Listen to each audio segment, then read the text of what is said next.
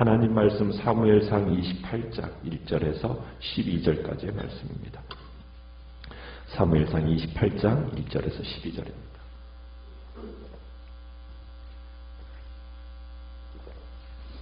사무엘상 28장 1절입니다. 그때 블레셋 사람들이 이스라엘과 싸우려고 군대를 모집한지라. 아기스가 다윗에게 이르되 너는 밝히 알라. 너와 내 사람들이 나와 함께 나가서 군대에 참가할 것이니라.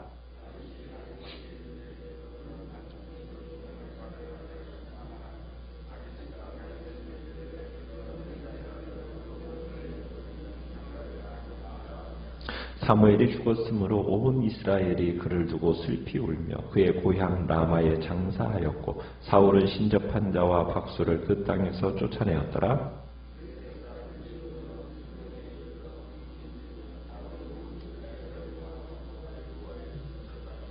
사울이 블레셋 사람들의 군대를 보고 두려워서 그의 마음이 크게 떨린지라.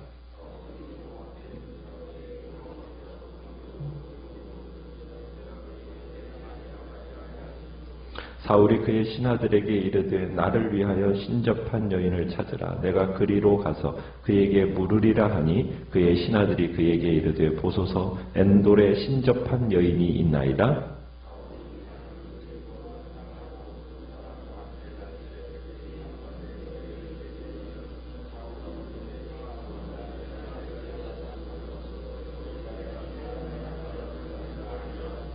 여인이 그에게 이르되 내가 사울이 행한 일 곧 그가 신접한 자와 박수를 이 땅에서 멸절시켰음을 아나니 내가 어찌하여 내 생명의 올무를 놓아 나를 죽게 하려느냐 하는지라.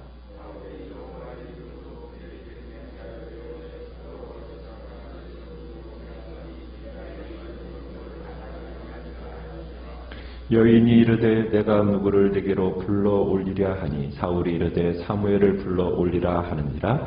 여인이 사무엘을 보고 큰 소리로 외치며 사울에게 말하여 이르되 당신이 어찌하여 나를 속이셨나이까. 당신이 사울이시니이다. 아멘. 오늘 말씀의 제목은 하나님께서 대답하지 않으실 때라는 제목으로 말씀을 나눕니다. 블레셋 사람들이 이스라엘과 싸우려고 또 군사를 모집합니다. 다윗은 지금까지 철저하게 아기스를 속이면서 이제 주변에 이스라엘을 대적하는 나라들을 공격했습니다.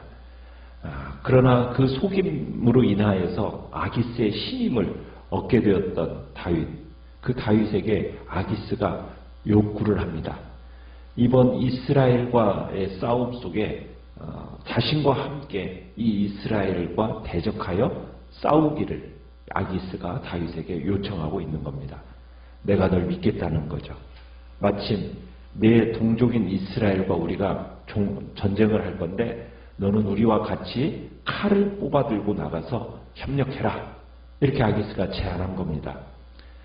그동안 다윗이 말한 그대로 다 받아들이고 있는 겁니다. 아기스의 입장에서는 충분히 가능한 일이죠. 근데 다윗의 입장은 지금 어떻게 되었습니까? 매우 난처한 꼴이 된 겁니다. 이제 다윗은 앞으로 이스라엘의 왕이 될 사람이에요. 그런 상황 속에서 지금 자기 민족과 싸워야 할 그런 상황에 놓이게 된 겁니다. 그러면서 아기스는 2절 끝에 보면 내가 너를 영원히 내 머리 지키는 자를 삼겠다 하면서 다윗에 대한 아기스의 그 확고한 신뢰를 보여주고 있습니다. 만약 아기스와 함께 이스라엘을 대적하면 어떻게 되겠습니까? 그동안 쌓아왔던 정치적인 공든탑이 다 무너지게 됩니다. 그러면 이제 더 이상 이스라엘의 왕이 될 수가 없는 거예요. 만약 이스라엘과 함께 한다고 만약 그렇게 해버리면 어떻게 되겠습니까? 지금 2천여 명이라는 사람들의 그 식솔의 생명이 이 블레셋 안에 있기 때문에 위험에 놓일 수밖에 없게 되는 겁니다. 자, 이런 상황 속에서 다윗이 어떻게 해야 될까? 참 애매모호한 상황이 된 겁니다. 그래서 이제 다윗이 뭐라고 얘기하느냐? 그러면 당신의 종이 행할 바를 아시리이다 하면서 답변을 하긴 하는데 좀 애매모호한 답변을 합니다. 자, 그런데 아기스는 이 다윗의 애매한 대답을 다윗이 이스라엘을 상대로 한 전쟁에서 블레셋 군의 선봉에 서겠다는 뜻으로 받아들이게 됩니다. 자, 이런 상황 속에서 참 다윗이 어떻게 될까? 아기스는 지금 이제 다윗이 블레셋 군의 선봉에 서서 이스라엘과 싸워주기를 기대하고 있고, 다윗은 이럴 수도 없고 저럴 수도 없는, 정말 이게 어떻게 해야 할지도 모르는 그런 상황에 딱 처하게 된 거예요. 이런 위기를 어떻게 헤쳐나갈 수 있을까? 참으로 우리는 어떻게 될지 불안해집니다. 그런데 우리가 이제 다음에 보겠지만 하나님은 전혀 예측하지 못하는 방법으로 다윗을 이 위기에서 구출해내십니다. 그것은 이제 다음에 보기로 하고요. 자, 그런데 이제 갑자기 이 성경 기자가 이 다윗에 대한 이야기를 하다가 잠시 멈추고서는 누구의 상황을 전해주고 있습니까? 사울의 상황, 절박한 상황을 전해주고 있습니다. 3절에는 이렇게 시작을 하고 있죠. 사무엘이 죽었으므로 라는 표현을 통해서 사무엘의 죽음을 다시 한번 등장시키고 있습니다. 이미 25장에서 사무엘이 죽었다라는 것을 언급했었는데 다시 언급하는 것은 이제 앞에 이미 있었던 일을, 이 일을 어떤 사건과 연관성을 설명하기 위해서 지금 다시 이 사무엘의 죽음을 끄집어오고 있는 겁니다. 자, 사무엘의 죽음을 기점으로 해서 사울이 행한 일이 있어요. 무슨 일을 행하였습니까? 일종의 종교개혁을 단행했습니다. 이스라엘 땅에 있었던 박수무당들, 신접한 자들 다 어떻게 했습니까? 쫓아냈습니다. 이것은 하나님의 율법에 근거한 행위입니다.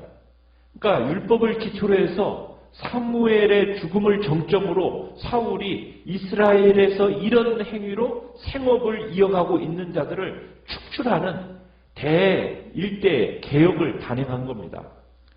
이렇게 한 것은 하나님의 말씀에 정말 제대로 잘한 겁니다.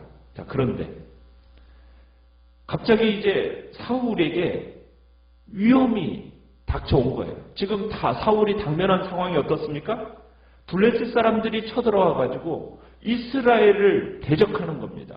지금 이 블레셋 군대가 모인 거예요.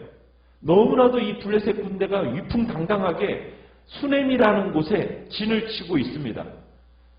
사울도 이 모든 군대를 모아서 적들 맞은편에 길보아산이라는 곳에 진을 쳤습니다. 이 길보아산이라는 곳에서는 사울은 블레셋 군대를 볼 수가 있어요. 자, 그런데 이 블레셋 군대를 딱 보는 순간 사울의 마음이 어떻게 되었습니까?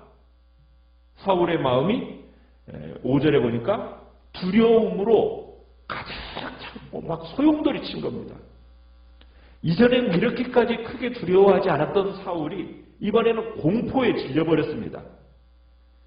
그래가지고 너무 마음이 크게 떨리는 바람에 이 두려움을 달래기 위해서 누구를 찾고 있습니까? 6절에 보면 여호와를 찾습니다. 그러니까 사울은 전쟁하기 전에는 하나님께 묻던 옛날 방법을 기억해낸 거예요. 그래서 사울은 이번 전쟁 역시 여호와 하나님께 묻기를 원했어요. 그래서 하나님 앞에 물었어요. 자, 그런데 하나님이 응답을 해주셨나요? 하나님이 이런 상황 속에서 어떤 방법으로도 계시를 주지 않는 거예요. 꿈으로도 우림으로도 선지자로도 하나님께서 대답하지 않으셨습니다. 그러니까 하나님께서 주관적으로 주어진 어떤 꿈이나 선지자라는 이 방법도 사용하지 않으시고 제사장을 통해서 주시는 계시인 우림과 둠밈을 통해서도 하나님이 침묵하신 거예요. 여호와 하나님께서는 어떻게 보면 사울에게 자신의 일생에 있어 가장 큰 위기감을 느끼도록 만드셨는데 그 위기의 순간에 하나님께 도움을 청했지만 그 순간 하나님은 어떻게 하고 계세요? 침묵하고 계십니다. 어떻게 보면 당연한 일입니다.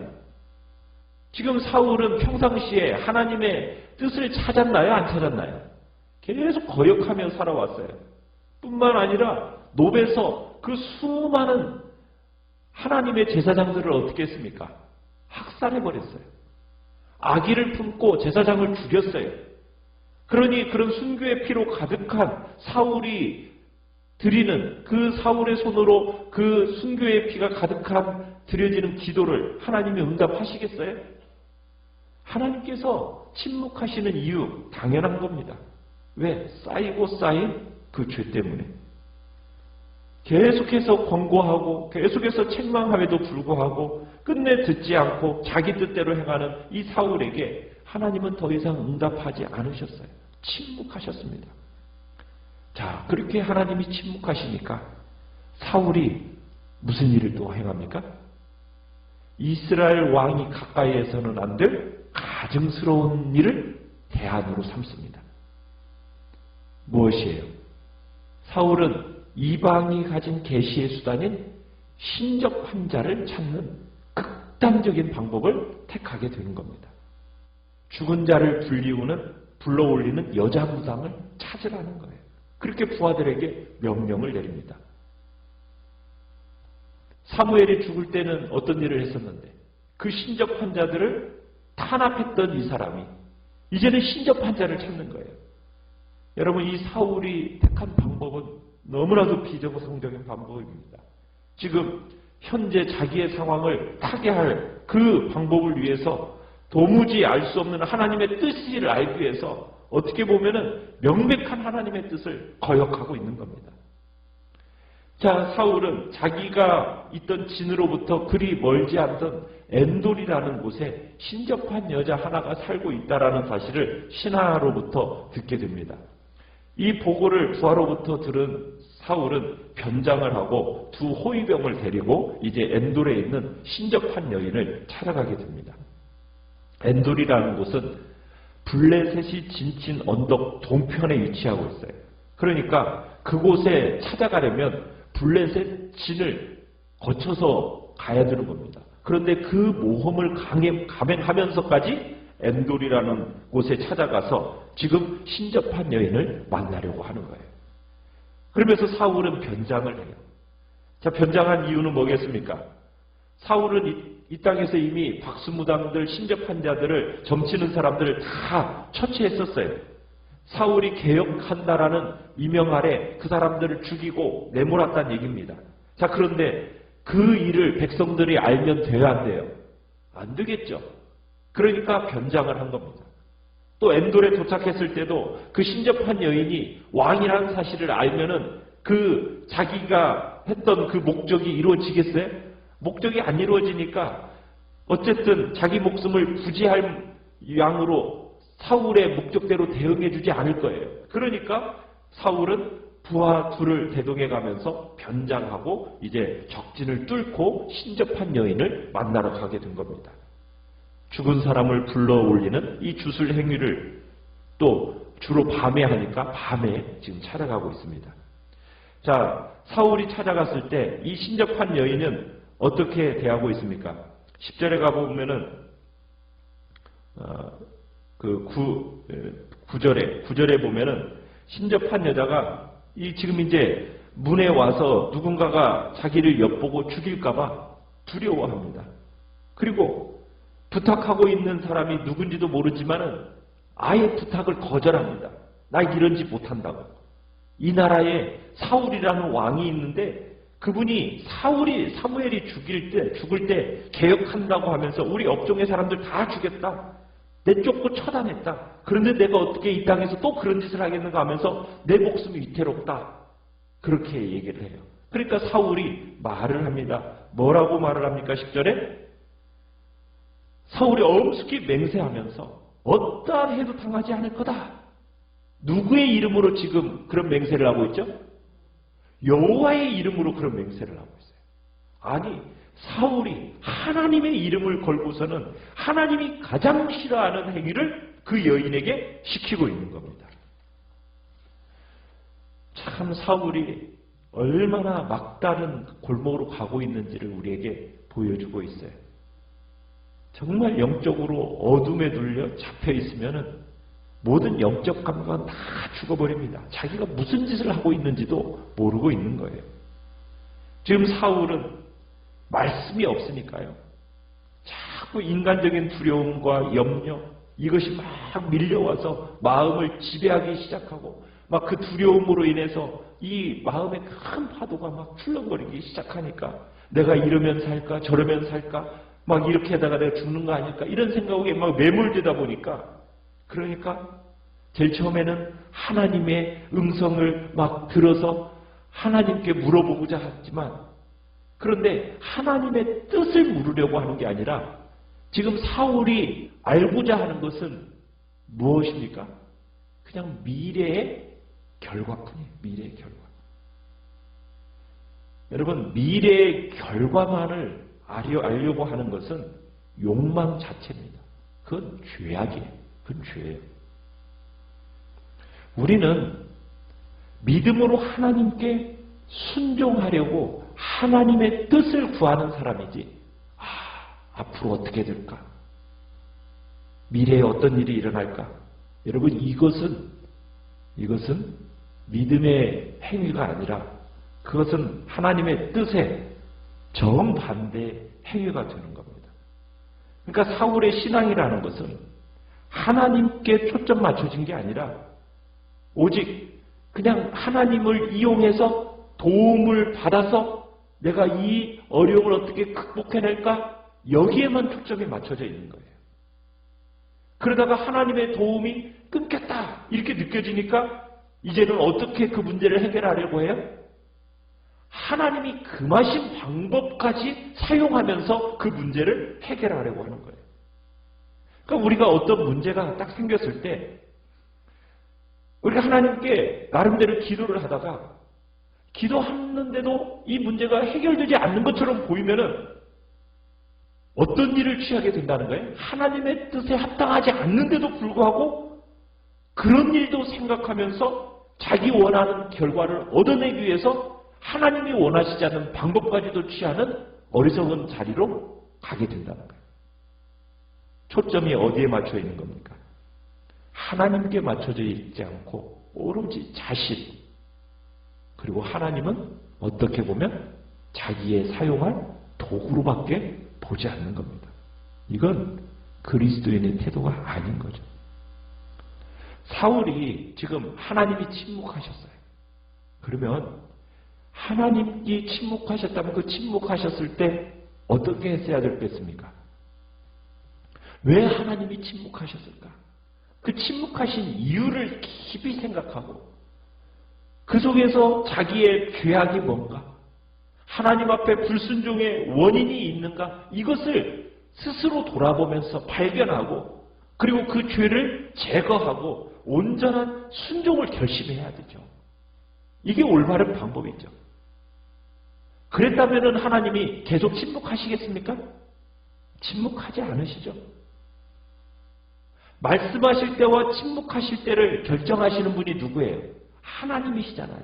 우리가 아니잖아요.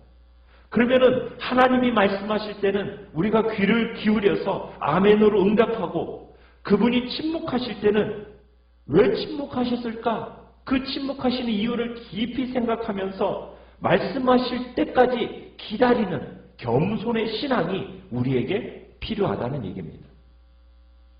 그냥 막 성급한 마음을 가지고 하나님의 뜻이 뭘까? 그 뜻이 막 주어지지 않으니까 막 답답해하고 두려워하면서 어디 또 다른 거 없나? 이렇게 가는 것은 정말 어리석은 행동이라는 거예요. 우리는 하나님이 대답하지 않는 것처럼 느껴지는 그 순간 하나님이 침묵하셔서 어떻게 정말 답답한 그 순간에 우리는 조급한 마음을 버려야 됩니다. 그리고 겸손히 하나님이 말씀하실 때까지 그분의 뜻을 헤아리면서 겸손히 기다릴 줄 아는 그 자세가 우리 성숙한 성도들의 모습임을 주님은 오늘 우리에게 말씀하십니다. 오직 주님만을 바라보시면서 주님께 대한 믿음을 굳게 간직하고 주님의 그 복된 음성 아래 우리 자신을 겸손히 참으로 내어드리면서 나아가는 그리고 그 말씀 위에 견고히 세워져가는 우리의 신앙이 되시기를 간절히 축원합니다. 말씀을 생각하면서 기도하시면서